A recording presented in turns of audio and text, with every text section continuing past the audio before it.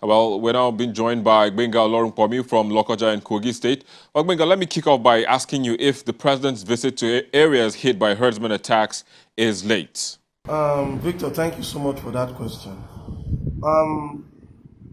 Whenever a president visits any location within the country, there are bound to be people who will want to make political mileage out of it. And while some people might have issues with it, I don't. Because we live in a society where everybody has opinions, and I don't think we should allow our own opinions to suddenly become facts. Whenever a president, for whatever reason, the President Buhari visits any place, whether to commission projects or to commiserate with them over loss of lives, like he's doing, and to solve, to help resolve conflicts, like he did when he went to Taraba. He's bound to meet his supporters because he's such a president that is popular with the masses. And in such a situation, would you ask him not to wave back when people wave at him? Can waving to the crowd be constituted as him taking political advantage of such a visit? I don't think those are the issues. I think the issue that we should concern ourselves with are these visits impactful? Are people happy that their president is now around to help them solve the issues they've had for many years? People have wanted to use these visits or no visits as a reason to score the government low. But I think that's wrong, because the issues that led to many of these crises have been in existence for decades. One visit will not wipe it off. Yes, it might limit the pain, but it will not wipe it off. And Ahmed Mustafa joins us from Oshogbo, the capital of Osun State. Well, Mr. Mustafa, tell us, is there a political undertone as being alleged to the president's visit to areas he is visiting at the moment?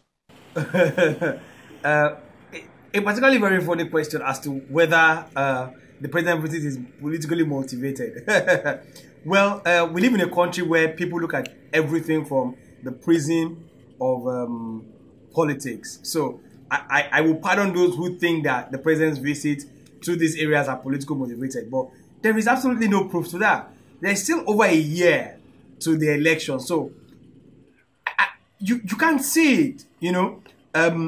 There was a media outcry, a social media outcry for the president to visit these areas. And thankfully, he listened to the voice of Nigerians, the voice of reason, and he visited these places. So for somebody else to stay in one corner somewhere and claim that these were politically motivated visits is insulting not just to the president or to the presidency, but to those people who are mourning and needed the president to come there and show them a sense of solidarity. It's an absolute insult to those people, and we must not continue in this kind of playing politics with human lives. The president should have visited these areas earlier, like I said, but he has visited them now, and then you now want to claim that these visits are politically motivated. I don't understand it. That brings us to the issue of whether or not we need to have state police. Oh, I've always been one who had joined the agitation for state police. Like, I say something that in Lagos State, for example, directly or indirectly, there is that arm of police in Lagos. You have the state police, which is the RRS. Then you have the neighboring Lagos Neighborhood Watch working together. The RRS are those. That's the arm of police in Lagos that they actually relate with you. They give you that community service and protection. Now, when you compare the governor's, intervention, immediate intervention, and the president's visit, they are not on the same parallel level. No. You know why? Because you're talking about the Grand Commander of the Federal Republic of Nigeria, the man that controls the armed forces. The governor might immediately get up from his chair, get up from his stool, with his aides, with his security, state security, and say, okay, let's see what we can do, how we can intervene, what intervention can be done immediately based on human, that emotional feeling, human sympathy. But you see what the visit of a president would, first of all, douse that tension, show that sense of responsibility, give people the belief that we still have a functional government, rather than a very insensitive one, where you just sit down and the people feel lives does not mean anything. But let's, talking about insensitivity, immediately it happened. Immediately, let's look at the Dapchi issue.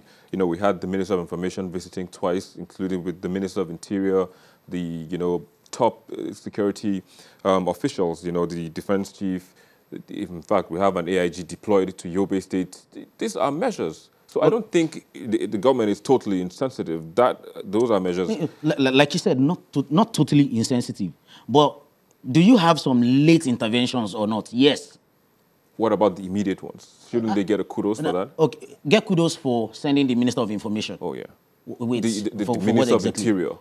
Minister of Interior. Who is actually responsible? I mean, because the Minister of Defense and all report to the Minister of Interior. Exactly. Now, and do you know that even days after that the Dapchi kidnap, a lot of people were still in the dark. It wasn't as what's it called, popularized like the Chibok girls till now. There are people on the street who still know that Chibok girls have not been found, but ask them about Dapchi, they don't know. Just hold your thought. We'll take a break for a minute. We'll take a break for a minute and we'll be back shortly. Please stay with us.